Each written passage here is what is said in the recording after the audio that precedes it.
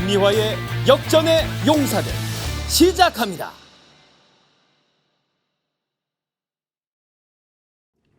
스픽스를 사랑하시는 여러분, 해외 동포 여러분 안녕하십니까? 역전의 용사 김미화 인사드립니다. 반갑습니다. 어저께 제가 역전의 용사들 이거를 나오신 분들한테 얘기를 안 드렸더니 혼자만 역전의 용사들 이러셔가지고 아 저게 더 용감해 보이는구나. 그래서 내가 뭐 팔을 뻗어봤습니다. 아 여러분 반갑습니다. 오늘 역전의 용사들 한 분 한 분 소개를 좀 해드리겠습니다. 반가운 얼굴 방송인 오윤혜 씨 반갑습니다. 네 반갑습니다. 오윤혜입니다. 반갑습니다. 신인규 변호사님 어서 오세요. 네 안녕하세요. 안녕하세요. 네 그리고 전교현 대표님 안녕하십니까. 나오셨어요. 반갑습니다. 오랜만에 불러주셔서 오랜만에. 감사합니다. 왜 이렇게 바쁘세요? 바쁜 것보다 안 불러줘서 못 왔고요. 야, 특히 오늘 신인규 오윤혜 우리 대표님과 열심히 한번 해서 시청자 여러분들께 처음 듣는 소식 전해드리고 그러니까. 또 제가 이런 이야기하면 야, 저놈 또 나와서 바람 잡고 있는데 들어보니 별 이야기 없더라. 그게 아닙니다. 오늘 특종 있습니까? 특종이라고 저는 말씀드리고 싶지만 그것이 특종이든 단독이든 여러분들이 판단하시면 됩니다. 뭔가 있긴 있다. 있긴 있다. 예, 여러분들이 발로 뛰면서 찾아온 뉴스를 좀 한번 좀 들어보도록 하죠. 그러면 벌써요? 괜찮겠네. 지금부터? 아니, 지금 이야기를 하시잖아요. 뭔가 그럼 이번 주에 뭘 주목하셨어요? 제가 우스갯 얘기부터 좀 하는데요. 네네. 요즘 우리 정치 평론하는 모든 유튜브 채널이 조회수가 정말로 많이 떨어졌지 않습니까? 그 이유를 오늘 알아보니까 물론 이건 특종은 아닙니다. 단독도 아니고 분석. 국회에서 하고 있는 상임위를 라이브로 보니까 너무너무 재밌어서 정치 평론가들이 국회에서 싸우는 국회의원들보다 더 재미가 없다. 그래서 우리한테 이제 목표가 하나 생겼죠. 국회의원보다 더 재밌는 방송을 해야 한다. 그럼 뭐 어떻게 해야 돼? 퇴장해야 돼? 뭐 이제 10분 나갔다 올까요? 아니 근데 저는 요즘에 그 여러 평론들이 많은 시대를 살고 있는데 우리 역전의 용사들이 좀 용감한 이런 평론가들이 많이 나오시는 것 같고 저는 뭐 다른 건 모르겠습니다만은 정말 유쾌하게 또 상쾌하게 아주 통쾌하게 시원한 평론으로 오늘 한번 맞아요. 이 저녁에 한번 좀 웃으실 수 있도록 노력해 보겠습니다. 이게 또 시원하고 통쾌하잖아요. 요즘 웃을 일이 없잖아요. 그냥 막 질러대잖아. 하지만 정말 유쾌하게 까보도록 하겠습니다. 주세요. 저는 세게 욕하겠습니다. 세게. 예. 자, 국민의힘 전당대회 앞두고 결국은 뭐 친윤 대 반윤 구도로 가나요? 뭐 어떻게 보세요? 아니 근데 이제 국민의힘 전당대회 레이스가 이제 막이 올랐죠. 근데 뭐 예상했던 것보다는 조금 이제 구도 자체가 좀 복잡해 보이긴 하는데 그래도 이제 정리가 됩니다. 결국 이제 어대안이라고 하는 한동훈 후보가 이제 현재는 가장 앞서가고 있는 그런 상황이고 원래는 나경원 의원이 좀 웃고 다녔었거든요. 근데 갑자기 이제 원희룡 후보가 튀어나오면서 갑자기 그 타격을 좀 받은 거예요. 그래서 이제 원희룡 후보가 나는 이제 원조 찐윤이다 이러면서 이제 영남 중심의 찐윤 그리고 수도권 중심의 이제 소위 말하는 좀 비윤, 반윤 이렇게 이제 구도가 형성이 되는 것이고 이제 나경원 후보 같은 경우는 중간에 좀 샌드위치처럼 꼈는데 좀 이게 당내 경선에서는 좀 안 좋은 구도거든요. 그래서 나경원 후보는 좀 울상이다. 그리고 여기 이제 한 분 더 계시는데 이제 윤상현 후보도 있다. 이렇게 4명이 지금 붙고 있습니다. 여기서 친윤이 누구고 반윤이 누구예요? 이제 친윤은 원희룡. 그리고 이제 반윤은 한동훈인데 비윤은 나경원 뭐 그렇죠. 이런 식으로 됐죠. 근데 이제 저 한동훈 후보의 반윤은 진정한 의미에서의 정말 민심을 쫓아가는 지금 윤석열 대통령 부정 여론이 70%나 되잖아요. 그런 의미에서의 반윤은 아니고 약간 그 신용하는 반윤이다. 저는 그렇게 생각합니다. 원희룡 전 장관은 계속 그 한 놈만 팬다. 그래요? 나 한동훈만 팬다. 근데 다 한동훈만 패고 있어요. 그렇죠. 모두가 다 한동훈만 패고 있어요. 근데 특히 원희룡 그 전 장관은 뭐 정치를 좀 모르는 초보다, 뭐 신인 같다, 뭐 이런 얘기. 그다음에 대통령하고 전화 통화에서도 뭐 10초 간단하게 뭐 잘해봐라 그랬다는 거, 뭐 이런 얘기 막 하고 있잖아요. 어떻게 들으셨어요? 저는 못 들었는데 그 얘기를 여기 와서 듣고 있는데 요즘 좀 재밌습니다. 이거 주목해보세요. 재밌어 아주. 왜냐하면 저는 이제 이 정알못의 입장을 계속 대변해야 되는 역할이거든요. 사실 이 한동훈의 역할이 작년까지만 하더라도 거의 샴 쌍둥이처럼 윤석열의 그래, 2인자였잖아요. 근데 갑자기 비윤으로 됐다는 것도 솔직히 받아들여지지가 않고 그쵸. 다 약간 무슨 연극하고 있는 것 같고 자신들의 권력을 위해서 국민들 앞에서 조롱하는 것 같은 약간 그런 느낌인데 원희룡은 그러면 당대표가 돼서 대선을 꿈꾸는 거예요? 근데 우리 오윤혜 누님이 아주 정확하게 보신 게 네. 지금 뭐 한동훈 후보가 우리가 지금 말하는 원래 사전적 의미의 그런 반윤, 무슨 민심을 쫓아가는 그런 거 전혀 아니고요. 제가 좀 맥락을 설명드리면 윤석열 대통령이 그 속이 아주 그 간장종지보다 조금 작거든요. 그러니까 한동훈 너 내 말 잘 들어 이렇게 했는데 총선을 겪으면서 한동훈 후보가 좀 마음에 안 들었던 거예요. 그러니까 이제 한동훈 후보가 뭐 밥도 먹으러 오지도 않고 막 이러다 보니까 서로 삐져가지고 잠깐 지금 서로 멀어진 것과 같은 그런 구도가 형성은 됐는데 우리 오윤 의원님의 말씀대로 결국은 한 통속인 건 또 맞다. 네, 저는 그렇게 보고 있어요. 지금은 적대적 공생 관계라고 할까요? 예, 약간 뭐 그런 그런데 거죠? 제가 좀 약간 네. 도발적으로 질문을 좀 드리면 예. 우리 개혁 보수의 상징 신인규 변호사한테 제가 질문을 하면 개혁 보수의 상징. 실제로 네. 일단 누가 될 것 같아요? 저는 뭐 예측이라는 건 늘 조심스럽습니다. 왜냐면 맞추면은 뭐 돗자리 깔으라 그러는데 또 틀리면 굉장히 쪽팔리거든요. 근데 저는 오늘 얘기하겠습니다. 저는 누가 될 것 같냐면 원희룡 후보가 그래요? 전 될 것 같아요. 왜? 그러니까 왜냐하면 이게 아까 제가 설명드린 대로 친윤과 반윤 그룹이 일단은 당내에서 붙는 선거인 건 맞습니다. 그리고 원희룡과 한동훈의 거의 양강 대결로 봐야 되지 않겠습니까? 네. 물론 나경원 후보가 누구 손을 들어주느냐도 하나의 관전 포인트긴 한데 저는요 국민의힘의 당원 당규를 보시면은 결선 투표 제도라는 게 있습니다. 그래서 첫 번째 투표를 딱 해서 1등이 50%를 못 넘으면 네. 또 한 번 1, 2등을 갖다가 투표를 붙여요. 근데 저는 왜 원희룡 후보가 이길 것 같냐면은 이 한동훈 후보라는 사람 자체가 내공이 없습니다. 내공도 없고 정치를 갓 시작한 거의 뭐 갓난아이 같은 수준인데 막 갑자기 수학 능력 시험 보러 가는 거랑 비슷한 거예요. 아무것도 모르면서. 네. 그러니까 나와가지고 첫 출마 선언부터 뭘 아는 것처럼 자꾸 이렇게 연기는 하는데 밑바닥이 스멀스멀 드러나고 있습니다. 그래서 저는 원희룡 장관이 그래도 나름의 내공이 있고 또 친윤에서 조직표를 몰아주고 있기 때문에 의외로 결선 가면 이길 가능성이 있다. 저는 그렇게 보는 겁니다. 웃고 계시네요. 아직 한 달. 저는 그렇게 봅니다. 오케이, 예, 오케이. 저는 그렇게 예, 봅니다. 그럼 어떻게 누가 생각하세요? 저보고 그런 이야기 한대요. 네. 제발 퀴즈 좀 내지 말라고 이러는데 아니 500원 걸고 한 번 더 여쭤보면 500원 이요? 우리 오윤혜 대표께서는 누가 될 것 같아요? 저 4명 중에. 그 전에 저는 궁금한 것이 당대표, 국민의힘의 당대표 선출은 누가 하는 겁니까? 국회의원들이 하는 겁니까? 당원이, 당원 100%? 당원 80%. 8대2야, 8대2. 여론조사 20. 여론조사 20%가 네. 있고 당원이 80%가 그렇지, 있다는 거죠. 이거라면 저는 한동훈이 유리하다고 봅니다. 한동훈이 왜? 유리하다. 국회의원들이 만약에 뽑는 거였으면은 본인들의 권력을 위해서 자기가 잘 이용할 수 있을 만한 자기를 잘 이렇게 끌어줄 만한 사람들을 뽑겠지만 당원이랑 일반 여론이라면은 한동훈이 얼마나 이미지 메이킹이 그 보수 쪽에서 네, 좋습니까? 윤석열이 없는 거 다 가지고 있잖아요. 술도 안 마시고. 술도 안 먹고 구수도 안 했고 뭐 부인도 괜찮고 뭐 얼굴도 나쁘지 않고 윤석열 대통령보다는 그래서 저는 이런 방법이라면 한동훈 그리고 그 안에서는 이미 지금 우리가 이야기하고 있는 샴 쌍둥이 이야기를 네. 하셨는데 그렇게 다 알고 있기 때문에 절대로 비윤이라든지 반윤이 아니죠. 말은 지금 그렇게 해도 속은 그게 아니기 때문에 나중에는 한동훈이 결선까지 가지 않을까. 저도 그렇게 생각합니다. 그래서 이제 이게 민주당을 지지하는 성향의 유권자 또는 국민들은 네. 지금 이 전당대회 어떤 사람이 되더라도 결과 똑같다. 뭐 그냥 윤석열과 친하다 안 친하다. 그래서 결국 민주당과 전쟁을 할 것이라고 생각하지만 제가 좀 보는 관점이 좀 다릅니다. 네. 지금 일단 누가 되느냐에 따라서 이제 앞으로 민주당과 지금 국민의힘이 어떤 관계 설정하냐. 특히 이제 최상병 특검과 대통령 탄핵 국면에서 민주당은 내심 한동훈이 되길 바라는 것 같아요. 그런데 민주당 내에서도 반발이 상당히 한동훈이 된다고 해서 샴쌍둥이인데 이 사람 때문에 민주당이 무슨 협력을 하느냐. 본인도 지금 특검 받아야 되는데 그치. 이런 이야기 나오지 않습니까? 네. 사실은 민주당이 제일 상대하기 어려운 사람은 원희룡. 네. 원희룡이 이제 상대하기 어려울 거고요. 그래서 민주당 쪽에서 보면 그런데 이제 당원들은 그럼 어떻게 갈 거냐. 네. 아마 이제 다음 주쯤 되면 네. 여론조사 대충 나오지 않겠습니까? 예.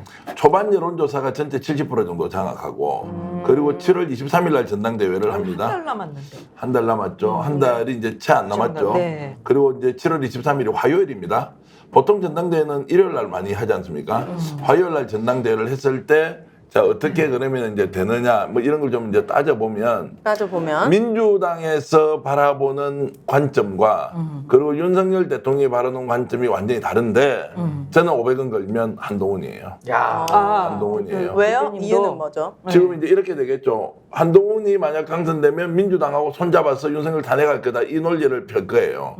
최변 특검 문제도 똑같은 방향으로 갈 거고, 마타도를 끝까지 이렇게 이제 하면 한동훈이 결국 어떻게 할 거냐. 대통령하고 더욱더 척을 지면서 독자 노선으로 가지 않겠습니까?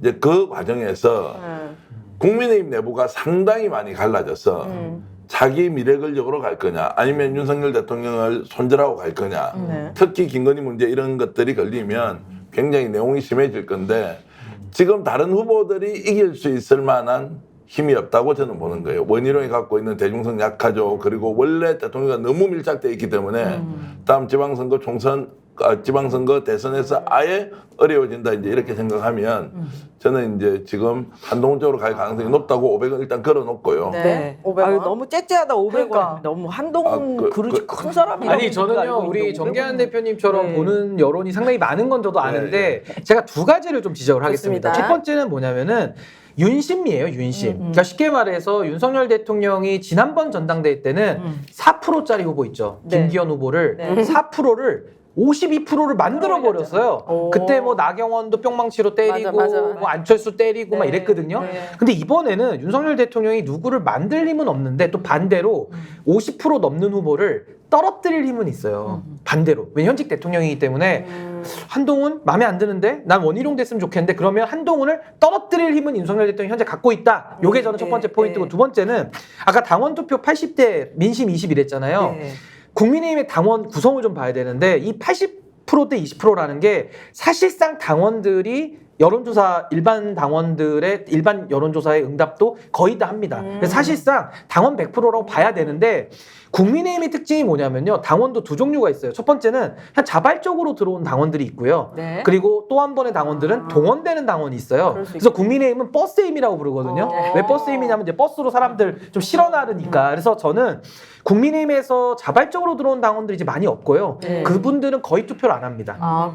투표율이 굉장히 낮아요. 근데 이 버스로 동원되거나 뭔가 이렇게 콩고물을 나눠 먹을 사람들 있죠. 여기는 전화 돌리고 이 엄청 열심을 냅니다. 그래서 뭔가 조직 선거가 매우 통하는 그런 당이거든요. 아직도 그래요. 아직도. 뭐 아무리 연령들도 높으시니까 더 그러겠지만, 저는 이 당원들 구성이나 투표 행태 내지는 윤석열 대통령이 시퍼렇게 지금 눈뜨고 한동훈을 째려보고 있기 때문에 그런 상황 속에서는 저는 원희룡 후보가 결선 투표라는 제도를 이용해서 마지막에 뒤집어 버릴 수 있다. 저는 그렇게 동의하지 생각합니다. 않습니다. 그래요? 대통령실이 힘이 없어요. 윤석열 대통령도 힘이 없고 김건희 여사도 힘이 없어요. 진짜요? 힘이 없는데 어떻게 오늘 이렇게 좀 세 보이긴 하잖아요, 지금. 아니, 겉으로 그렇게 하지만 실제로 먹히지 않아요. 정부에도 먹히지 않고 지금 당에도 제가 다선 중진 의원 한 사람은 국회의원들한테 안 먹히고 있다는 먹히죠. 말씀이신 듣지 거예요? 않죠. 지금은 네임덕이 왔다. 레임도 이미 왔고, 그리고 이 상황에서 본인이 이제 4년 동안 임기를 보장받았잖아요. 국회 이렇게 저렇게 하라고 시키잖아요. 다만 남아있는 문제는 자, 이대로 가면 이재명 민주당 대표의 독주 체제에 자기 대권은 이재명이다라고 돼 있으니 여기에 대한 반발이 어느 정도 나오느냐에 따라서 윤심에 따라갈까 말까이지, 윤심이 무엇이기 때문에 우리가 이번에 누구를 밀어야 한다고 먹힐 가능성이 없어요. 그게 한동훈은 이미 계산이 서 있고요. 그리고 나경원 후보 쪽으로 만약 윤 대통령이 한번 밀었다고 하면 그래도 해볼만 했을 거예요. 근데 나경원을 대통령이 믿지 못하잖아요. 결국 자기 그냥 기대 들고 뛰쳐나갈 사람으로 생각하고 있으니까 결국 원희룡을 어쩔 수 없이 냈는데, 야, 이거 밀어줄 수 있어 없어? 그래, 당내 물어보세요, 국회의원들한테. 야, 그러면 이제 원희룡으로 당 대표 되면 생길 콩고물이 아무것도 없는 거예요, 국회의원들이. 이미 4년 보장됐고, 다음 지방선거 때 원희룡이 진짜 지역구에 있는 국회의원들 마음대로 해줄 것 같아요, 그분이? 모르죠. 그분 도지사 어떻게 했는지 아세요? 모르죠. 정치 어떻게 했는지 아세요? 이걸 국민의힘 국회의원들은 다 알고 있단 말이에요. 그렇게 생각해보면 원희룡으로 모아줄 만한 모멘텀이 하나가 있는데, 그건 윤석열 대통령인데 윤석열 대통령이 힘이 없어요. 안 받아들여요. 이게 TK에도 비슷하게 나타나요. TK 정서나 성향에 맞는 사람이 원희룡일 수 있습니까? 개혁소장파 출신? 이쪽 안 맞잖아요. 윤상현 의원이 수도권 출신인데 수도권에서 잘 안 먹히는 이유가 뭐예요? 비슷한 이런 이미지가 오버랩되니까 원희룡은 경쟁력을 실제로 가지고 있지 못하고 대통령의 말을 먹히지 않는다. 그래서 저는 5,500원에서 5만 원 달리 가겠습니다. 어머나, 점점 커지네, 판이. 한동훈으로 하는 생각. 아니 근데 그 아직은 그래도 이미지 정치고 대통령이라는 그 자리가 주는 어떤 무거움 같은 게 상징성이 있잖아요. 있죠. 상징성이 있기 때문에 계속해서 보세요. 지금 그 처음에는 우리 예쁜 나경원 의원 밀었어요. 같이 얘기를 했어요. 근데 갑자기 난 원희룡이라는 그분의 캐릭터가 좀 너무 재밌어. 왜냐하면 나경원 씨한테 가가지고 저는 이번에 안 나가요. 안 나간다 그러죠. 저 성지순례 갈 거예요. 이렇게 얘기를 했대요. 아, 그래요? 그렇게 얘기를 하고 네. 그다음에 그 같이 윤상현 의원 인천에 같이 있는 분이니까 같이 출마했죠, 거기 지역구에. 있으니까. 그러니까 윤상현 의원한테도 가가지고 제가 돕겠습니다. 라고 얘기를 해서 전혀 생각을 안 하고 있었는데 근데? 뿅 나 친윤이야 그러고 나오셨잖아. 그러니까 이분의 캐릭터가 엄청 재미가 있다. 근데 이분이 왜 그렇게 얘기를 했다 갑자기 마음을 바꿨을까? 자발적인 선택이었을까? 아니죠. 아니, 그러니까 저는 네. 미아노님 말씀에 굉장히 좀 뼈가 있다고 보는 게 이 원희룡 후보 만만한 사람이 아닙니다. 이분 굉장히 여우 같은 사람이고 본인 계산 끝났기 때문에 나온 거거든요. 막 안 나간다 이랬다가 지금 뒤통수를 사실상 치고 나온 거 아닙니까? 네. 그래서 저는 이미 약속받고 나왔다라는 거고 원론적으로 하면 우리 정기한 대표님 말씀이 맞아요. 대통령이 임기도 지금 짧고 현재는. 힘도 빠졌고 줄 것도 없는데 지금 보수의 정서는 제가 이해하는 바는 뭐냐면은 네. 뭘 받아먹고 안 받아먹고의 문제가 아니라 이거 지금 밀리면 우리 다 죽는다라는 이 탄핵 트라우마가 지금 전반적으로 작동하고 있어서 국회의원들까지는 제가 잘 모르겠습니다만은 이 밑바닥 정서는 대안이 없으니까 그냥 한동훈 아니야 라고 그냥 탐탁치는 않아도 아유 이거 안 사면 어떡하겠어 라고 바라보고 있는 단계인데 네. 지금 이렇게 되면요 여기서 밀리면 죽는다. 근데 지금 한동훈 후보가 처음 나서 첫 일성이 특검하자거든요. 근데 이게 보수 지지자들에게는 어떻게 작용이 되냐면 야 이거 또 제2의 박근혜 만들겠다라는 또 철부지가 날뛰는 거 아니야? 이렇게 생각을 하면서 야 이거 한동훈 가려는데 이거 너무 위험하다. 불안하다. 이러면서 일단은 이 윤석열 정권을 지키지 않으면 바로 이재명 대통령 체제가 온다. 이 불안감 불안함이 때문에 있죠. 지금 보수가 오히려 한동훈에 대한 리스크를 불안감을 떨쳐버리고 그냥 원희룡을 밀어서 이번에 시간을 더 벌고 이 탄핵을 저지하는 게 훨씬 더 급하다. 급한 불부터 끄자. 지금 요런 밑바닥 민심도 조금 있더라고요. 난 제가 지금 보니까. 신인규 변호사가 원희룡 전 장관을 만났었나 이런 느낌도 있는 건데 만난 적은 없어요.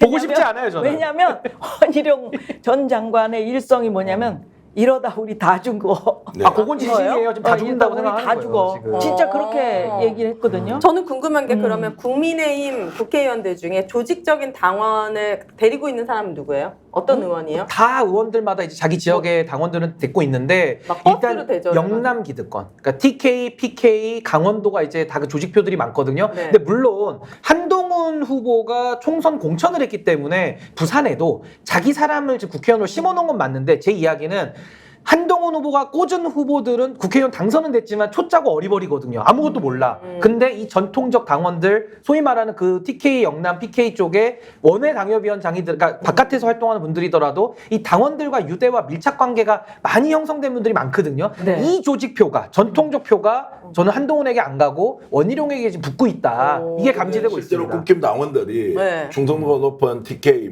PK 당원들이 김건희 여사 문제 어떻게 하면 좋겠어요? 지금 상황에서 윤 정부 계속 살아가야 되는데 털고 가야지. 김건희 여사 문제는 떼내서 어떤 식으로든 사법 처리가 되더라도 대통령과 김건희 여사를 떨어뜨려야 우리가 산다 만다.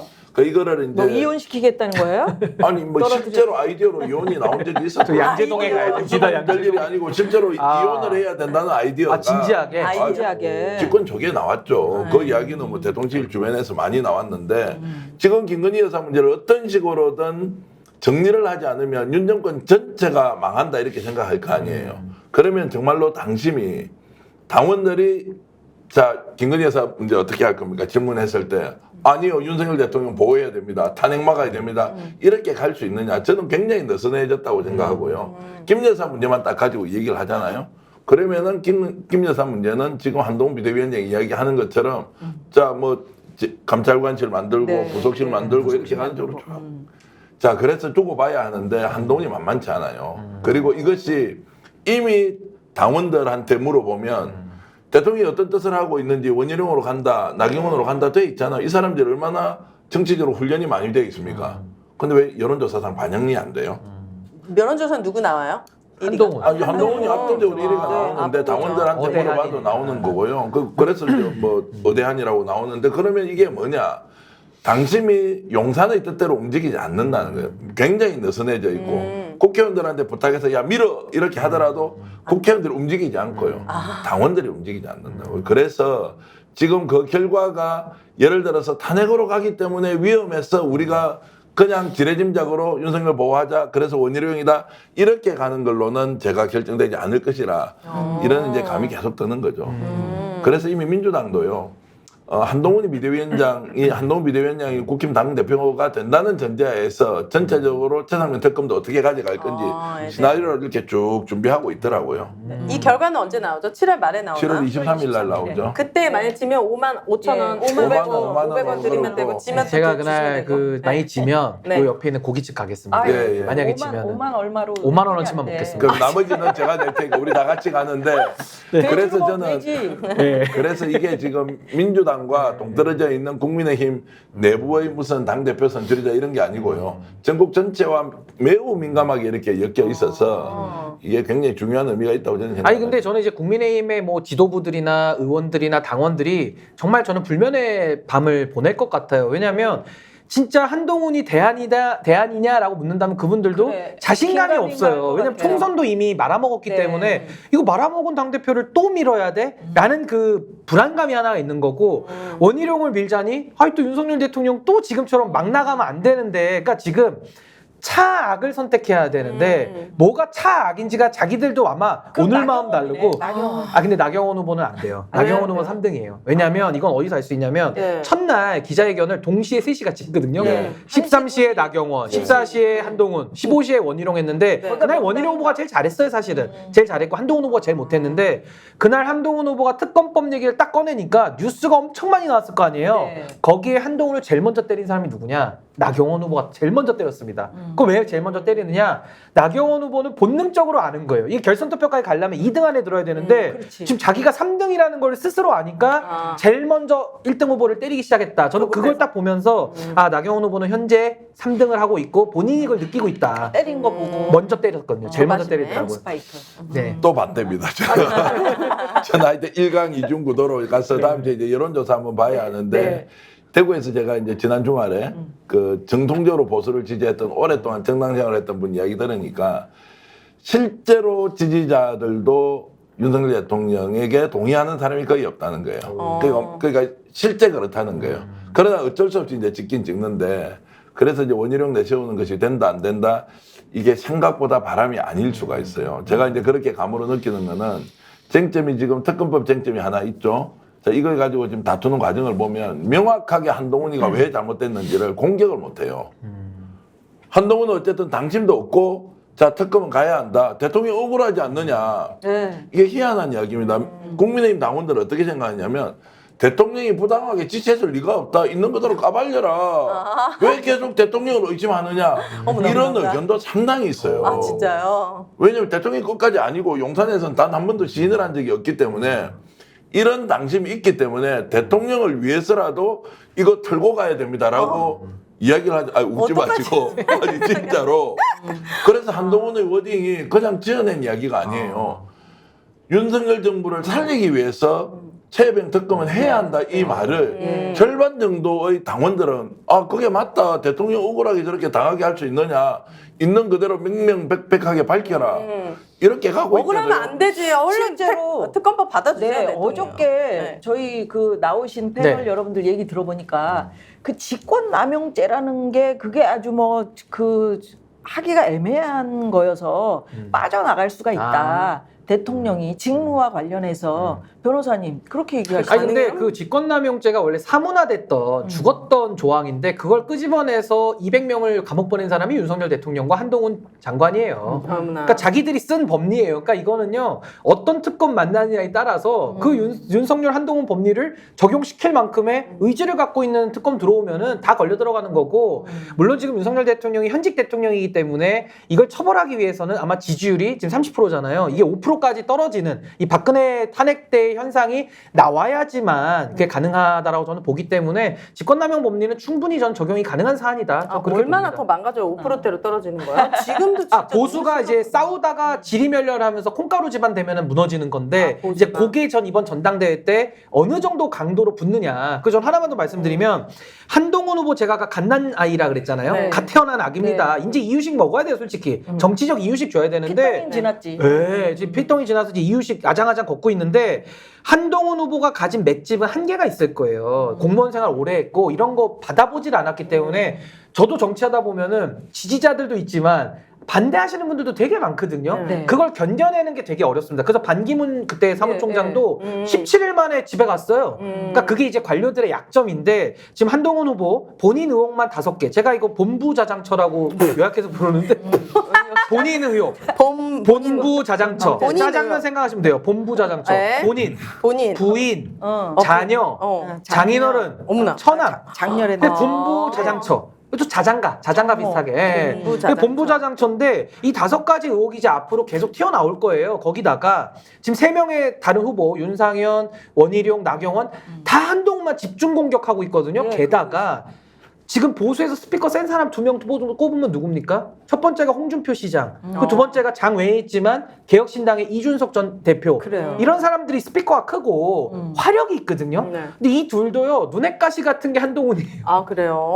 이준석 대표는 라이벌로 느끼고 홍준표 시장도 라이벌로 느끼거든요. 그러니까 홍준표 시장과 이준석 대표가 또 친하잖아요. 둘이 손잡고 아마 지금도 문자할 수도 있습니다. 아유 형님이 오늘 때리시고 내일은 제가 때리고 요거 본부 자장처 중에 본부 하시고 자장천재 뭐 이런 식의 그러니까 역할 분담이 돼서 바깥에서는 홍준표 시장, 이준석 대표까지도 지원 사격을 할 거기 때문에 도대체 한동훈이 뭐가 있길래 내공도 없어, 내용도 없어, 맷집도 없는데 이거 어떻게 한 달을 버티냐. 전 이 부분은 그냥 개인적으로 한동훈 후보의 건강이나 이 정치적 멘탈이 좀 염려가 되는 면이 있다. 맷집이 없다. 아니 없을 것 같아. 갓난아기니까 지금 애기인데. 딱 봐도 없어 보이니까. 이유식 먹어야 되는데 지금. 근데 계속 얘기 들으면서 빨려 들어가. 내 논리가 뭔가 잘못된 것 같아. 근데 반론만 하면 지금 지역위원장들이 전국에 이제 253개 지역구가 있잖아요. 그 중에 108명이 이제 국회의원이고 나머지 그러면 140명 이상은 지금 지역위원장만 하고 있잖아요. 이 사람은 윤석열 대통령하고 친한 게 좋아요. 한동훈 당대표를 자, 당심대로, 민심대로 그냥 밀어주자는 게 자기들한테 정치적으로 유리할 거예요. 한동훈보다는 윤석열하고 친한 게 낫죠. 왜냐면 감사 자리라도 받을 생각을 자, 가지고 다음 있으니까. 지방선거가 있잖아요. 네. 그다음 지방선거 있고 대선이 있고. 자, 이렇게 봤을 때 이제 이게 이제 오늘처럼 신인규 변호사하고 저하고 딱 정반대의 의견이 있으면 쟁점도 생기고 저도 굉장히 좋고 토론이 이제 더욱더 유익해지는데 맞아요. 제가 봤을 때는 미래 권력 생각하는 사람들은 윤석열 대통령한테 안 갈 거예요. 그리고 윤석열 대통령이 챙겨주는 사람이 다 이제 경상도 말로 하면 뽀롱이 났어요. 뽀롱 아시죠? 뽀록. 알죠? 뽀록. 뽀록 다 아니고 드러났다. 들통났다. 그래, 다 들통났다. 이게 뽀록인가 뭐냐면 뽀록. 원래부터 친했던 사람 아니거든요. 윤석열 대통령 절대 안 챙겨요. 그런 경향이 크죠. 뒤에 약간 만나서 약간 친해졌잖아요. 이런 사람 절대 안 챙겨요. 그래 지금 많은 사람들이 거기 가서 일자리도 찾아보고 기관장도 해보려고 하고 줄을 서 있지만 원래부터 눈에 들어와 있던 사람 아니고는 자리 안 줘요. 맞아. 아 그래서 그 저기 아버지 돌아가셨을 때 3일 동안 자리 지킨 그 변호사에게 자리를 주고 막 그런 거 아닙니까? 그래서 네, 그래서 원래 알았잖아, 친한 우리는. 사람들 아니에요. 그러니까 이게 정치적 성향이 윤석열 대통령이 정치를 잘했어. 자, 어제 나한테 욕을 한 신인규 변호사인데도 동지 좋아요. 같이 갑시다. 이러면서 세력을 계속 확장하는 스타일이 아니에요. 맞아요. 그래서 지금 바깥에서 풍찬 노숙하고 있는 사람들은 정말로 미래 권력하고 손을 잡아야 되는데 나경원 원희룡하고 잡기에는 실제로 이들도 엮고 있는 네트워크가 너무 두터운 거예요. 그래서 이 사람들이 지금은 한동훈 그래도 밀어서 미래에 대한 도모를 하려면 결국엔 윤석열 대통령이 갈 수 없다는 것도 있으니 이제 결과를 지켜보면서 뭐 그렇게 한번 판단해 보시죠. 그래요. 이 시점에서 참 그 어떻게 보면은 나경원 의원이 참 좀 예쁜데 안 됐다라는 생각. 아니 오늘도 보세요. 원희룡 한동훈 얘기만 나오지 나경원 얘기가 안 나오고 이게 그 선거학에서는 정치학적 용어로 밴드웨건 효과라는 게 있어요. 그러니까 대세 추종. 그러니까 될 집에다가 표를 몰아주게 돼 있거든요. 그러니까 3등 후보는 원래 어려워요. 그러니까 그 밴드웨건 효과 때문에 나경원 후보는 가뜩이나 설 자리가 없는 않는 데다가 구도 자체도 친윤과 반윤으로 딱 갈라지니까 본인이 설 영토가 없는 거예요. 예쁜데 안 된 게 아니라요. 예뻐서 안 된 거예요. 그분이 자연 미인이라서 안 된 거라고. 아니 근데 기사도 별로 그 도움되는 기사가 안 나왔어요. 나경원. 무슨 뭐 이런 게 국민의힘 전당대회는 사실상 뭐 서울대 동문 출신으로 뭐 그 동창회 지정된다? 서울법대 동창회 지금 그러잖아요. 그러니까요. 네. 그 옛날에 그 기억 안 나요? 그 뭐 대통령 되기 전에 그 부부하고 이 나경원 의원 부부하고 밥을 먹는데 네, 뭐 식사. 나 의원이 계속해서 서울대 우리 그, 그 남편도 판사거든. 그러니까 남편도 잘 나가는 그 얘기만 판사예요. 해가지고 우리 여사님이 안 끼워주니까 여사님도 좋은 학교 다 나오셨고 논문 아니 그래도 쓰셨는데 왜? 서울대 얘기를 자꾸 하니까. 아, 서울대 안 나오셨다고? 근데 지금 여기에서도 아니 이게 무슨 뭐 이렇게 해서 서울대 나온 사람들이 다 뭐 정치자라면 네. 한둘이야? 지금 대통령도 같은 아니 윤상현 의원도 서울대 나왔어요. 다 서울대 나왔어 4명 다. 그러니까 그게 기사거리냐고요. 아. 기사를 썼더라고 그렇게. 네. 그러면 네. 바꿔 얘기해서 저는 국민의 입장으로서 국민의힘 당대표가 누가 됐을 때 그나마 윤석열 대통령이 좀 탄핵이 되던지 아니면 이 정권이 빨리 무너질 수 있습니까? 누가 됐을 때? 삐 왜요? 한동훈. 아, 그래요? 미래 권력을 생각하고 본인 자기 대권 생각하고 이번에 당대표 나오지. 당대표 한 2년 해먹으려고 나오겠어요? 자, 윤석열 대통령이 대통령 된 과정 다 봤고, 자, 자신이 권력의 속성이 뭔지 다 이해하고 있는데, 이번에 비대위원장 하면서 당대표 역할 해보니까 충분히 자기 대통령도 뭐 아무 문제 없겠다. 이런 생각하고 있고요. 그렇지. 근데 두 사람은 서로의 가장 아픈 키를 다 쥐고 있잖아요. 서로 알 거예요. 서로 아픈 거 많이 서로 쥐고 캐비넷이 있으면 있어 서로. 네. 오히려 못 열어? 못 열지. 아, 양쪽 진짜요? 다 죽는데 그거는 서로 약점을 다 아는데 그래서 열기가 어렵고요. 네. 제가 봐서는 한동훈 비대위원장 자기 대권의 명확한 목표를 정해서는 이번에 당대표 나와야 되는 거고 네. 그게 아니었으면 본인 당대표 지금 안 나오면 되죠. 왜냐면 윤석열 대통령과 돈독한 신뢰관계 유지하면 다음에 보궐선거 나오면 되죠. 국회 입성하면 되죠. 네. 뭐 여러 가지 기회가 올 건데 그렇지 않았던 이유는 이제 결국 윤석열 대통령과 결별하면서 자기 길을 가겠다고 하는데 그냥 계산 없이 나온 거 절대 아니고요. 네. 충분히 계산하고 있고 그 계산은 아마도 한동훈 비대위원장보다 옆에서 활동하고 있는 참모 그룹들이요 계산을 정확하게 하고 있을 거예요. 그렇겠죠. 그리고 지금 당원들 사이에는 이미 나오는 이야기가 왜 원희룡이냐 하필 차라리 나경원이면 그나마 좀 중간에서 거중 조정하고 중도 확장성도 있을 것 같은데 네. 결국 양평 게이트라는 거 아니에요. 이체 양명주라고 그 명명을 우리 신인규 변호사가 대한민국 최초로 이체 양명주를 만든 분이거든요. 그래요? 창시자예요. 총선 전에 2월 14일 그 발렌타인데이 때 연구소를 가지고 있대. 예, 저희 연구소에서 거기서 만든 거예요? 저희 자체 연구소니까. 그래서 민주당한테 회사가 준 제 거예요? 마음속에 있습니다. 제 회사는 마음속에. 없다고. 아, 예. 네. 그래서 저희가 어쨌든 아브레오 이체 스타일이에요. 양명주를 만든 것인데 아브레오 아, 스타일로. 액트지오 아, 스타일. 약간 액트지오 스타일로 네, 드리븐 네. 연구를 합니다. 네. 그래서 이제 지금 양평 게이트 문제가 네. 결국에는 이게 마지막 내관이 김건희 보호하려고 한 윤석열 대통령의 정권 유지가 아니에요. 아니 근데 김건희 저는 여사에 대한 네. 이제 이런 위험을 막으려면 양평이잖아요. 그럼 양평은 누가 지금 막아줘요? 원희룡 공범인데 죄송합니다. 공범으로 의심을 받고 있는데 거기에서 막으려고 하니까 원희룡을 내에서 명분을 만들지만 이 명분이 당원들한테 깊이 가슴속에 이렇게 박히질 않아요. 근데 저는 여기서 중요한 걸 제가 이걸 꼭 말씀드려야 될 것 같은데 네. 아까 우리 윤혜누님이 이거 윤석열 대통령한테는 그럼 누가 제일 타격을 줄 수 있냐 지금 한동훈 후보라 했는데 저는 반대로 원희룡으로 봅니다. 그게 왜요? 왜 그러냐면 네. 한동훈 후보는 제가 아까 뭐 반윤 비윤 얘기했지만 네. 이분 속으시면 안 돼요. 반윤 신용입니다. 그나마. 그러니까 이분은 윤석열 대통령과는 뗄래야 뗄 수 없어요. 아까 뭐 샴쌍둥이 얘기했지만 사실상 검사 동일체라는 네. 이 원칙 속에 움직이는 사람이기 때문에 한동훈 후보가 당대표가 됐을 때 윤석열 대통령 결정적인 순간에 정치적으로 사망 선고할 수 있을까요? 절대 못합니다. 어떻게든 둘을 같은 공동 운명체이기 때문에 지켜나가려고 노력을 합니다. 근데 원희룡 후보가 됐을 때는 어떤 문제가 있느냐면은 원희룡 후보가 되면은 더 당은 더 친윤 앞으로 할 거예요. 그러니까 민심과 더 결별될 겁니다. 네. 그럼 국민의힘은 지선과 대선을 앞두고 엄청난 혼란에 빠지게 돼요. 왜냐하면 당내에서 홍준표 시장 가만 안 있죠. 이준석 대표 바깥에서 가만 안 있습니다. 게다가 오세훈 시장 같은 사람들 있죠. 그런 분들도 이대로 가면 죽기 때문에 그치. 당내 균열이 더 생길 수밖에 없어요. 그러니까 더 매운맛, 더 진한 색채로 가면 더 반발이 나올 수밖에 없다. 근데 반대로 한동훈이 되잖아요. 어떤 일이 발생하느냐. 한동훈이 되는 순간 지금 반윤 신용을 하면서 당내 기득권들, 소위 말하는 그 찐윤 그룹과는 한판 뜰 거예요. 네. 뜨면서 들어가는데 결국에는 한동훈 대표는 끝까지 못 갑니다. 결국에는 지방선거라는 마지막 허들 앞에서는 무너질 수밖에 없어요. 왜냐하면 반년도 신용만 했기 때문에. 그런데 그럼 어떻게 되느냐? 한동훈 대표가 집에 가죠. 네. 그러면 당원은 어떻게 돼 있냐면 그 집에 간 한동훈 대표가 비대위원장을 임명하고 집에 가게 돼 있어요. 아. 그럼 이분이 비대위원장 누구 임명하겠습니까? 한동훈 후보가 세력이 없는데 결국 지금 같이 정치하는 사람들 중에 자기 후계자한테 물려주고 나가버리는 겁니다. 진중권. 아니 그래서 지금 뭐 그 진중권, 김경률이 중요한 게 아니라 오세훈 시장 세력들이 움직이고 있다는 게 굉장히 중요해요. 그래서 이번에 김재섭 의원이 불출마를 했습니다. 네. 굉장히 의아하거든요. 네. 최고위원도 안 나간답니다. 왜 그러죠? 한동훈 다음을 준비하는 거예요. 그래서 닭살도다. 그래서 신인규 대박. 그래서 저는 빠져드네. 원희룡이 될 때 오히려 보수 분열의 에너지는 더 쌓여간다. 근데 만약에 한동훈이 되잖아요. 어설프게 반년 신용을 하면서 1년은 끌 거기 때문에 이재명 대표랑도 나름대로 이 말싸움은 되는 사람이거든요. 어느 정도 유지합니다. 그러다가 한동훈이 지방선거에서 딱 지면 물러나면서 비대위를 갈 때 비대위원장을 지명할 권한이 있어요. 네. 그럼 저는 김재섭 의원 같은 사람을 네. 비대위원장 세우고 나가는 겁니다. 한동훈. 그러면서 당은 이미지 세탁이 확되는 거예요. 와. 그러면서 누가 들어오느냐? 오세훈 대권론이 현실화됩니다. 그러면서 오세훈을 보수의 대선 주자로 세우는 그 시나리오에 지금 많은 분들은 모르시겠지만은 한동훈 당대표 설이 굉장히 중요한 역할을 지금 하고 있는 거예요. 그래서 저는 이 부분을 조금 더 면밀하게 봐야지 그냥 겉만 딱 봐서 한동훈이 되면 윤석열 대통령이 가장 아플 것 같다? 저는 그렇게 생각하지 않습니다. 나 지금 무슨 네. 생각했는지 알아요? 우리 둘이 전 보러 온 줄 알았어. 그러니까 그래서 예, 5,000원씩 더 주시면 좀 더 들어가겠습니다, 제가.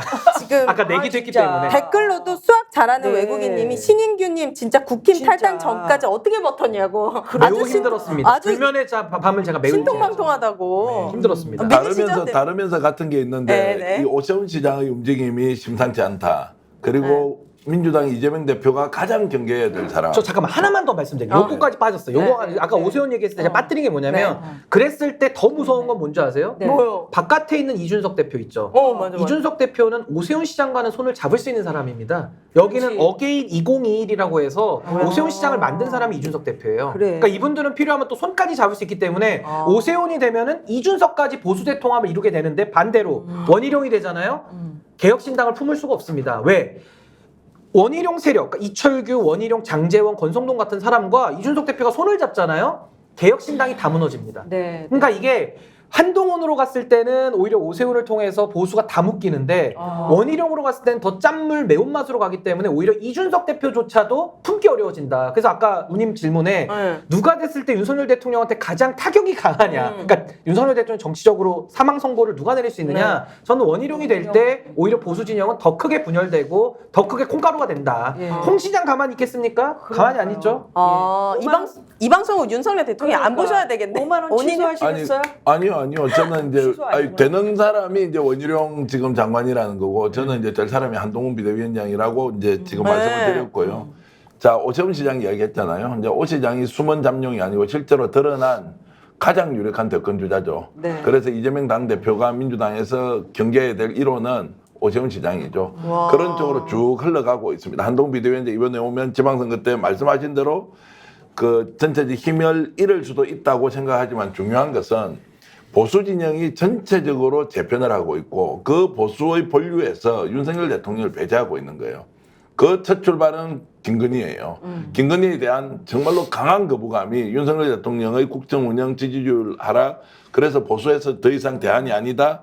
자기가 누가 돼야 되느냐라는 이게 거대한 프로그램 안에서 저는 이제 숨어 있는 잠룡이 아니라 드러나 있는 곧 이제 앞으로 나설 사람이 오세훈 시장이다. 네. 거기에 이제 말씀하셨듯이 한동훈 비대위원장과 일정하게 연계가 되어 있고 중도 확장성을 가지고 있는 이런 상황들을 가지고 보면 그런 큰 그림에서 뭔가가 지금 작동되고 있다라고 보셔도 무방하고 오 시장 주변에는 그런 분들이 실제 전략가들이 많이 있기도 하고. 그 참고로 MB계라고 하는 우리 이재호 장관님 같은 분 네. 이런 분들 좀 민주화 사업 기념 이사장 하고 있거든요. 맞아요. 이게 전국 조직입니다. 네. 이런 사람들 다 움직이고 있습니다.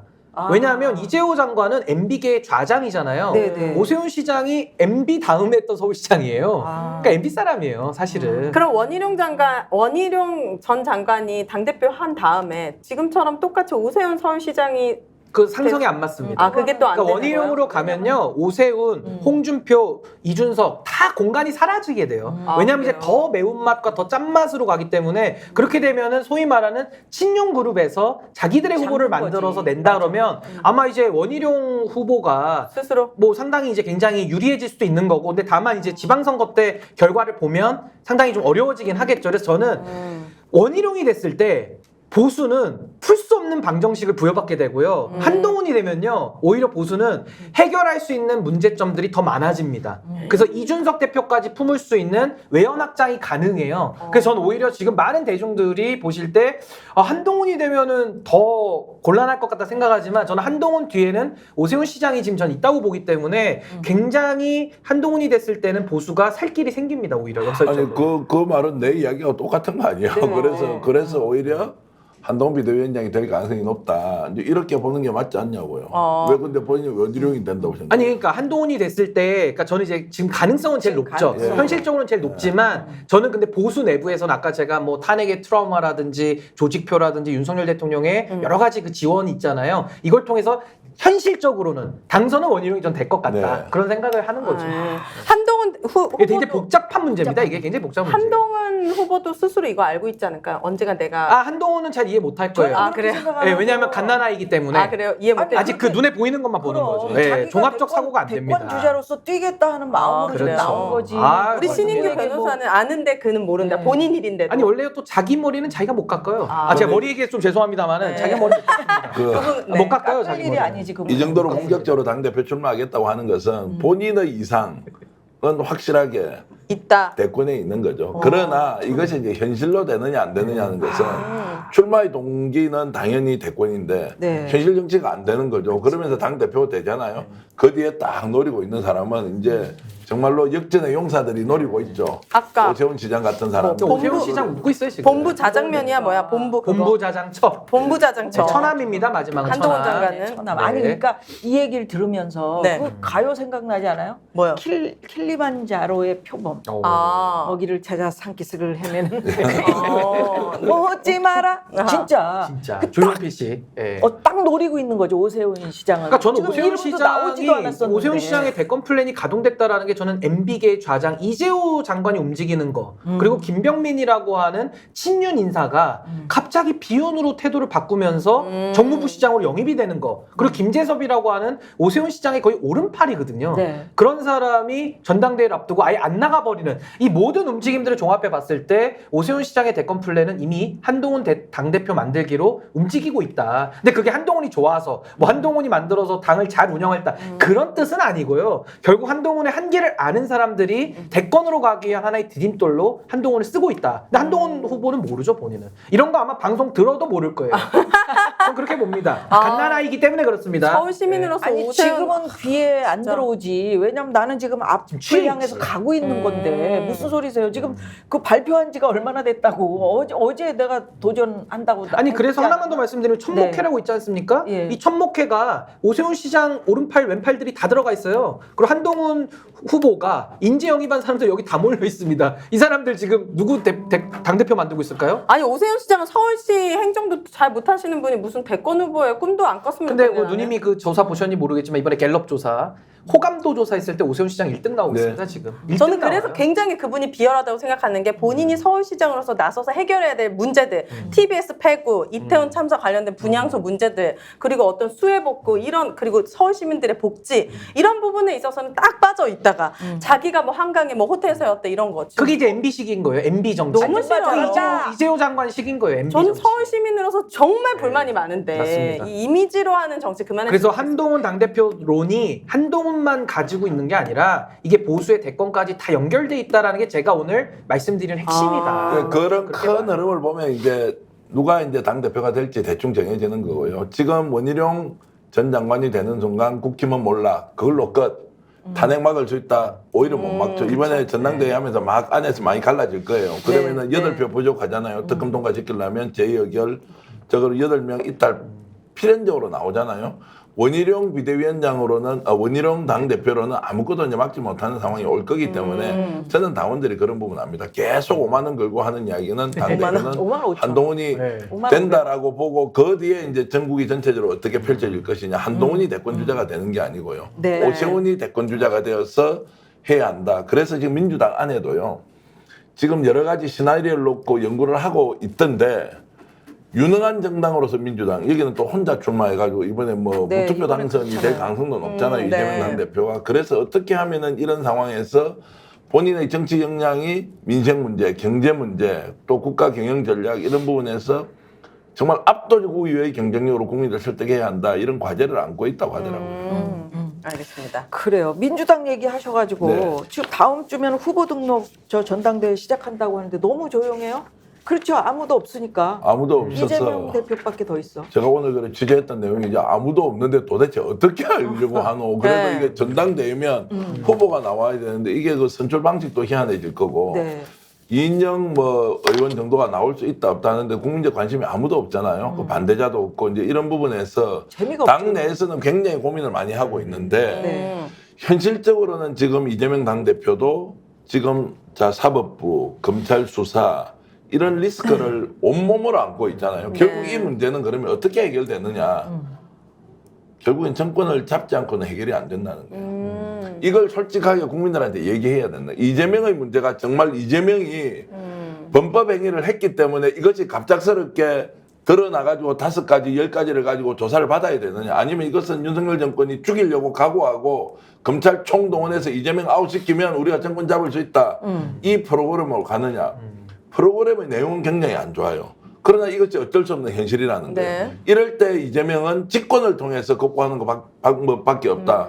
그래서 이재명 출마 안 하고 다른 사람이 나오면 누가 됩니까? 라고 하면 당내에서는 말을 못 한다는 거예요. 중대청에서 별로 좋아하지도 않겠지만 그렇지. 그럼에도 불구하고 누군가 나와서 출마하면 안 돼요라는 말을 공개적으로 못 하는 이유는 이 지금 사법 리스크와 관련된 부분을 극복하는 것은 이재명이 당대표 돼서 대통령이 되는 수밖에 없다라고 하는 것이 민주당 안의 강력한 여론이다. 이제 이런 부분 때문에 네. 답답해하면서도 대안은 없다. 이런 쪽으로 이제 많이 기울어져 있더라고요. 그러니까 이게 그냥 뭐 저 지방 돌지도 않고 네. 뭐 원샷인가? 뭐 이런 방식으로 그냥 하는 그러니까 사실상 거예요. 추대죠. 네, 추대 맞아요. 추대 방식이죠. 근데 저는 이재명 대표가 만약에 이 방송을 보신다면은 뭐 지금 고민을 많이 하신다고 하니까 저는 물론 뭐 사법 리스크 많이 있고 검찰이 지금 무도하게 하고 있는 것도 맞고요. 저는 뭐 여러 가지 문제점을 공감합니다만은 그래도 전 이재명 대표가 국가를 경영하는 대통령, 그러니까 지도자가 되겠다라고 결심을 하신 분이라면은 전 지도자다움을 전 보여줘야 된다고 생각합니다. 그러니까 쉽게 말해서 민주당에서 이재명 대표 중심으로 단결하면 이긴다라고 주장하는 분들이 많죠. 그게 당심이죠. 근데 그분들만 가지고는 절대 집권 못합니다. 원래 전통적으로 진보 진영에서는 늘 DJP 연합을 했고요. 노무현 대통령도 정몽준 후보랑 연합을 했고 네. 문재인 대통령 때만 단독으로 이겼는데 그때는 보수가 원래는 합산하면 더 많은데 분열됐기 때문에 문재인 대통령이 41%를 갖고도 이겼고요. 네. 이번에 윤석열 대통령하고도 이재명 대표가 붙었을 때 양자 대결로 0끌로 붙었는데 0.7%로 결국 졌습니다. 그래서 저는 이재명 대표가 조금 더 저는 국민을 믿고 좀 더 담대하고 대범하게 저는 처신하는 것이 훨씬 좋다. 지금도 당원 당규를 바꿔가지고 막 논리를 냅니다. 뭐 비상사태가 오니까 연임을 해야 되고 그러니까 당원을 바꿔야 되고 이 순서가 꼬인 거예요. 비상사태가 오면 대처를 해야죠. 그럼 이재명 대표가 연임을 안 하는 방식으로 당대표 난 내 역할 다 했다 하고 의원으로서 돌아가면서 대권주자 수업을 더 이어간다면은 당원 당규 바꿀 필요도 없거든요. 비상 상황 때 그냥 이재명 대표가 등판하면 되는 일입니다. 근데 이거를 순서를 꼬다 보니까 지금 국민의힘이나 많은 중도층에게는 어떤 인상을 주냐면은 민주당도 사당화했고 이제 국회도 사유화했다 그러고 모든 거를 그럼 대한민국도 사유화하는 거 아니야? 이런 프레임 갈 거거든요. 이건 전 이재명 대표에게는 매우 안 좋다. 그래서 저는 이재명 대표가 그 대선 패배 이후에 등판하면서 상당한 비판을 많이 받았거든요. 근데 언제 이미지가 바뀌기 시작하냐면 1차 반전은 그 영장 기각됐을 때 예. 그때 아마 다들 기억하시겠습니다만은 1차 반전이 일어납니다. 그 두 번째 반전은 어디서 이기냐면은 강서 재보궐선거 승리했을 때 그때부터 이재명 대표가 당내에서 영향력이 이제 생기기 시작하거든요. 그러다 마지막으로 딱 활용정점 찍은 게 이번 총선 대승한 거 아닙니까? 네. 누가 뭐래도 다 이재명 대표 사람들이 들어갔고 이재명 대표 공로라고 다 인정을 해요. 물론 반사이익적인 측면도 있지만은 그렇다면 전 이제 당과 국회 다 이재명 중심으로 돼 있기 때문에 이제는 대선 승리를 위해서 이재명 대표가 지도자다움을 더 보이기 위한 여러 가지 확장적인 노력들 꼭 당대표가 아닐 때 할 수 있는 것들이 있거든요. 오히려 거기에도 집중하는 것이 본인에게도 좋고 당에게도 좋지 않을까라는 생각이 듭니다. 이론적으로는 맞는데 저는 이제 현실적으로 매우 어렵다. 비유해 보겠습니다. 박정훈 대령이 지금 수사단장인데 우리가 지금 그 군사법원에서 재판 받고 있는 거 알죠? 네. 아직도 항명수괴죄가 무죄로 판정난 게 없어요. 군사법원의 판사가 정말 국방부 장관한테 직접적으로 영향을 받잖아요. 이 사람이 만약에 항명수괴죄라고 1심에 그냥 선고를 해버립니다. 그때부터는 국민들이 어떻게 됩니까? 야, 그 박정훈 억울하다. 이제 지금 이렇게 가고 있지 않습니까? 사법부의 판단이라는 것이 결론을 내고 나면요. 이걸 거꾸로 뒤집기가 매우 어렵죠. 그 전의 상황은 우리가 딱 양심적으로 중립적으로 박정훈이 정의롭다 맞다고 하잖아요. 네. 내가 이런 논리적 근거로 해서 항명수괴 맞아요라고 딱 재판을 때리는 순간 모든 게 끝나버릴 수 있다고. 네. 저는 이재명 당대표가 당연히 큰 정치인으로서 경쟁도 시키고 자유로운 토론과 논쟁의 과정에서 민주당의 리더십이 민주적으로 써야 된다고 하지만 그거보다 더 큰 것이 검찰 권력이 사법부가 국민의 신뢰를 잃은 상태에서 유죄를 때릴 수도 있는 거예요. 자, 이것을 막아야 하는 것을 우리가 안 돼. 이재명은 좋은 지도자가 돼야 되기 때문에 당신은 그냥 버리고 자 그냥 자연인으로 가서 재판 받으세요. 하기가 매우 어려운 현실이 있다는 거예요. 가혹하다. 그렇죠. 그래서 이런 상황들을 종합적으로 봤을 때 정답은 아니지만 이거 말고는 다른 대안이 없다는 것도 현실적으로 인정할 수밖에 없는 거. 그리고 제가 이제 신 변호사나 이재명 당대표가 출마하면 안 된다는 많은 사람들한테 질문을 이렇게 하죠. 야, 그럼 누가 출마하면 좋은지 한번 얘기해보라고. 지금 민주당의 자기 대권 주자 중에 누가 보더라도 정말 국민의힘처럼 대권 주자가 여러 사람이 있는 것도 아니고 한 사람 남은 이 사람이 어떻게 보면 마지막일 수 있는데 그 사람이라도 차라리 나온다 그러면 용기 있게. 네. 근데 그럴 분위기도 안 된다면 정말로 이런 상황을 종합적으로 이해해 본다면 불가피하게 당대표 다시 나와서 대권으로 정권 잡는 거 외에는 다른 카드가 없다. 이재명 쪽에서 보면 이런 말씀을 드리겠습니다. 현재로서는 진짜 아니 근데 그럴 저는 수도 뭐 있겠다. 대안이 없다 그러면 대안을 진짜 없어서 없는 건지 아니면 안 찾아서 없는 건지 뭐 그건 또 저는 판단이 필요하다고 네. 봐요. 뭐 예를 들면 뭐 추미애 의원 같은 경우도 인기가 많잖아요. 전 이런 분들도 이재명 대표랑 결은 맞추면서 또 대선에서도 건강하게 경쟁을 하면서 뭔가 민주당의 파일을 저는 더 넓히는 쪽으로 갈 수 있겠다. 뭐 흥행의 요소나 이런 걸로 봤을 때는 추대보다는 여러 후보들이 나와서 노선과 비전과 철학을 얘기하면서 원래 정당은 다 경쟁하는 네, 거거든요. 네. 그래서 저는 그런 게 필요하다고 보고 저는 사법 리스크에 대해서는 제가 법률가이기 때문에 저는 뭐 검찰의 무도한 수사라든지 뭐 사법부에 여러 가지 지금 불신들이 있는 건 전 인정을 합니다. 근데 인정을 하더라도 지금 이재명 대표의 모든 재판에 대해서 이게 다 조작이다, 뭐 다 잘못됐다. 그렇게 할 수는 없잖아요. 그러니까 이재명 대표도 저는 그겁니다. 제가 과거에 국민의힘 있을 때 탈당 전에도 요구했던 거는 그 본인의 자격이나 본인의 지위를 사법에 방해하는 걸로 쓰지 말라는 겁니다. 그러니까 쉽게 말하면은 뭐 검사들도 어느 집단이나 기자들도 이상한 기자 있고 또 건강한 기자 있고 다 다양한 거거든요. 그러니까 사법부도 윤석열 대통령과 궤를 맞춰서 하는 이상한 검사들도 전 분명히 있다고 봐요. 근데 다 그렇냐? 그건 또 아니거든요. 그래서 저는 사법부에 대한 우리가 존중과 신뢰는 가지고 가자. 검찰이야 행정부니까 따로 뛰더라도 지금은 법원의 시간이니까 법원에서 증거에 따라서 저는 유무죄를 판단할 거라고 보는 거거든요. 그래서 만약에 1심에서 유죄가 나오면은 아까 정기환 대표님 말씀대로 뒤집어질 일이 민주당 입장에서 뒤집어질 일이 되겠지만 또 반대로 1심에서 만약 무죄가 나온다면 1심에서 무죄가 나온다면 또 그조차도 이재명 대표에게는 엄청난 반전의 에너지가 또 될 거거든요. 그러니까 네, 이거는 네. 열어놓고 전 법원의 시간은 법원의 시간으로 존중하는 것이 우리가 상권 분립을 논할 때 가장 맞는 거 아니냐. 윤석열 대통령으로 인해서 대한민국의 행정권이 무너지고 나라의 국가 기능이 많이 무너진 건 전 인정을 해요. 그렇지만 사법부에 대해서는 우리가 조금은 더 신중하게 열어놓고 볼 수 있는 거 아닌가라는 생각이 듭니다. 국민의힘 그 집도 힘들고 여기 저 민주당도 힘들어요 지금. 그러니까 현재. 국민의 시각에서 네, 전 네. 봐야 된다 이렇게 그래요. 생각합니다. 예, 양쪽 의견 잘 들었고요. 네. 또 오늘 또 중요한 또 일이 있었잖아요. 뭐죠? 7개 상임위 받는다고 하면서 국민의힘이 돌아왔고 그러면서 법사위에서 뭐 난리가 난 거 아니에요. 아까 얘기하신 국회가 그렇게 재밌는데 여기 보겠습니까? 그러나 저희는 지금 이렇게 많은 분들이 들어오셔서 보고 있다는 거. 네. 이게 참 고무적이에요. 근데 재밌게 보셨죠? 아니 뭐 저도 다 봤는데 네. 그 국민의힘 의원들이 들어왔잖아요. 근데 굉장히 머쓱하죠. 그러니까 나갈 때도 명분이 없었고 지금 들어올 때도 6분 만에 퇴장이 뭐야?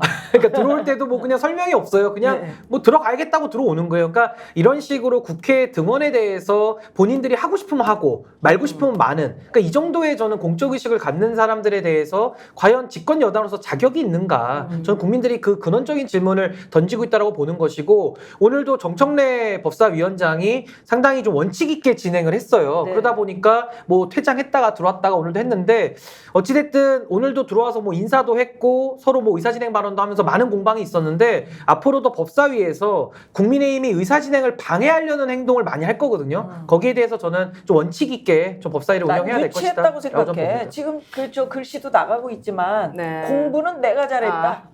유상범 이것도 의원이 얘기 고등학교 때 공부 뭐 어쩌라는 얘기니까 어쩌라는 그래서.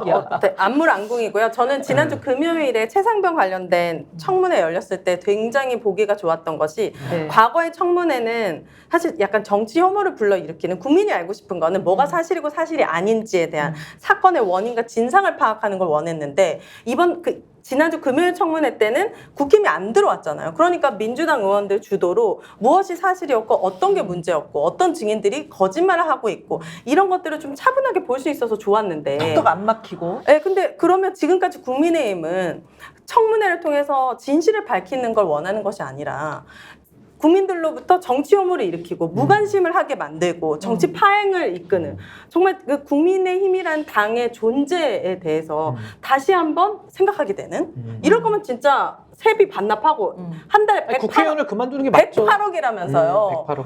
그건 정말 본인들의 근데 역할을 국힘에서 네. 그 청문회를 보고 이렇게 해서는 안 되겠다 해서 들어왔다는 거 아니에요.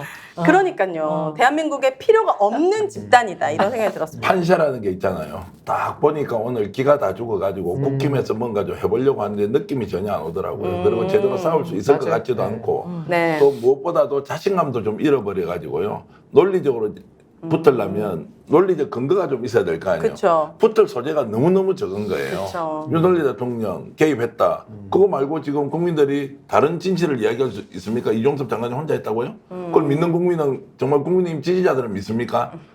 부당하게 지시 안 했을 것이다. 이런 정도가 이제 아까 말씀드렸던 그런 건데 오늘 유상범 이제 간사가 해왔던 이제 이런 저런 이제 발언을 보면 아 이제 힘이 다 빠졌다. 그리고 정청래한테는 이길 수가 없겠더라. 기가 안 되더라고요. 아니, 기운도 안 되는데다가 논리도 안 되니까 아 이게 이제 법사위는 민주당 주도로 완전히 끌고 갈 거고 그리고 거기에 나와 있는 그 국민의힘의 법사위원들이 깽판을 칠 만큼 에너지도 별로 없는 사람들이에요. 제가 봐서는 대충 신용하고 폼만 재다가 그냥 민주당 원하는 대로 쭉 이렇게 딸려갈 가능성이 매우 높아서 아 법사위 이번에 잘 돌아왔다 이분들이 정치를 복원하러 온 게 아니라요. 네. 민주당이 오히려 명분을 실어주려고 들어왔다 이런 생각이 들어서 아 정청래 위원장 역시 잘하더라. 그리고 아까 저 자막에 나왔던 게 있지 않습니까? 공부는 내가 더 잘했다. 네. 유치. 그러면 유치한 게 아니고 방구똥이죠. 무슨 그 유치하다는 수준이 말이 뭐 됩니까 성적으로 지금? 국회의원 뽑아요? 된 사람한테 그래. 그러니까. 공부는 내가 더 잘했다는 말이 아무리 그래. 쪽팔려. 아무리 그 그래. 사람들의 인식인 거잖아요. 서울대 나오고 내가 어디 내가 잘났다 출신이면은 이거지. 다 무시하는. 쉽게 얘기하면 정청래 위원장은 건국대 산업공학과 나왔다는 거 아니에요? 그렇지. 대한민국 건국대학이 얼마나 좋은 아니 근데 대학인데. 저는요 공부 잘했으면 그만큼 사회를 이롭게 해야 되는 거 아닙니까? 많이 아니, 알면 국민 세금 근데 받고. 공부는 잘했는데 왜 저 모양 저꼴로 올까? 그것보다는 어느 대학 나온 게 뭐가 중요하냐고. 그러니까요. 아니 대학 못 나온 건 또 뭐가 중요하냐고요. 정확하게 얘기하면 진짜 그것밖에 자랑하지 정청래 않는 사람이 위원장이 하면 되지. 국회법 좀 공부하세요라고 하니까 그렇지. 공부는 내가 더 잘했지 그러니까. 이런 말을 이 본능적으로 본성이 나온다는 나오는 거는 거죠. 평소에 본인이 가지고 있는 선민의식 같은 그렇죠. 거. 엘리트주의. 네. 예. 아니 그래서 저는 오늘 국민의힘이 복귀했잖아요. 뭐 반갑지도 않고 잘했다고 칭찬도 거의 안 합니다. 모든 언론에서 다 언론에서. 나가갖고 지금 해결된 게 없어요. 아니 그러니까 뭐 들어올 전세산 때도 굉장히 피해자도- 모양 빠지게 지금 복귀를 했어요. 그래. 명분 하나도 없이. 그러니까 저는 이제 기세 면이나 뭐 여러 가지 면에서 이미 민주당한테 좀 기세를 많이 내줬고요. 앞으로도 뭐 깽판 치려고 노력은 계속 하겠지만은 잘 안 될 거다. 그래서 저는 민주당이 더 책임 있게, 저 원칙을 가지고 더 저는 국회를 좀 정상화해서 운영할 필요가 있다. 그래서 국회가 정상화되려면 국민의힘 의원들이 잘해야 되나 아니면은 민주당 의원들이 국회를 정상화시키고 정치를 복원하는 그 태도가 좋아야 되네. 그게 아니라는 거예요. 윤석열 대통령이 지금 이 정치를 어떻게 풀어갈 것인지 본인이 명확하게 내놓지 않는 이상은 절대 안 된다는. 그래서 국회는 국회의원들끼리 싸워서 파행되는 것이 아니라 윤석열 대통령 때문에 국회가 파행된다.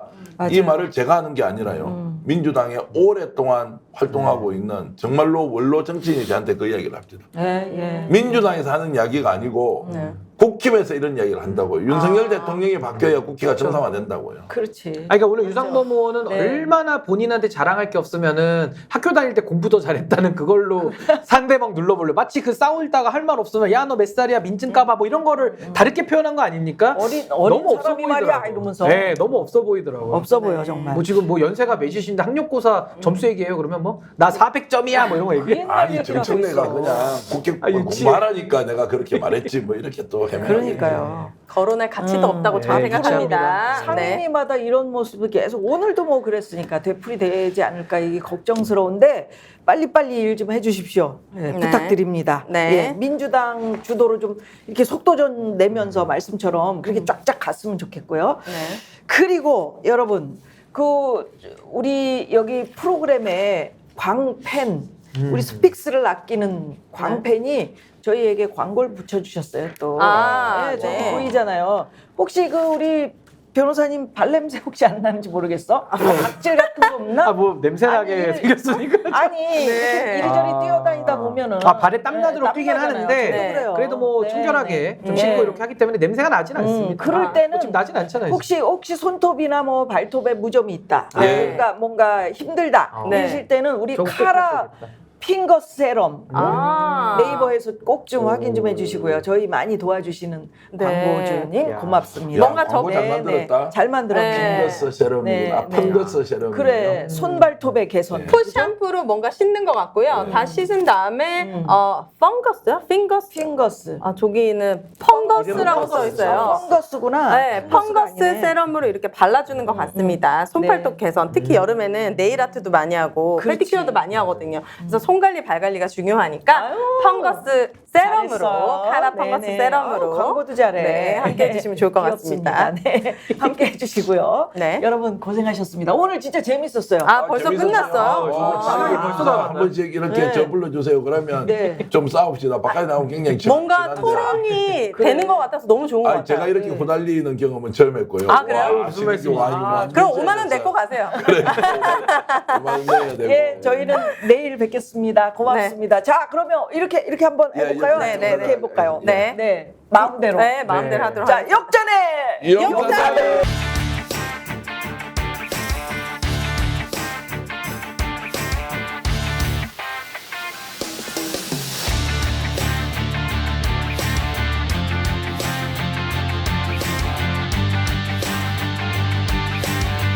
김미화의 역전의 용사들.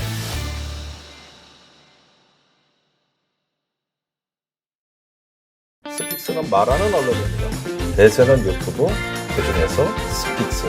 좋아요, 댓글, 구독, 알림 설정. 여러분이 저희를 사랑해 주시고 우리가 여러분을 사랑하는 4가지 방법입니다.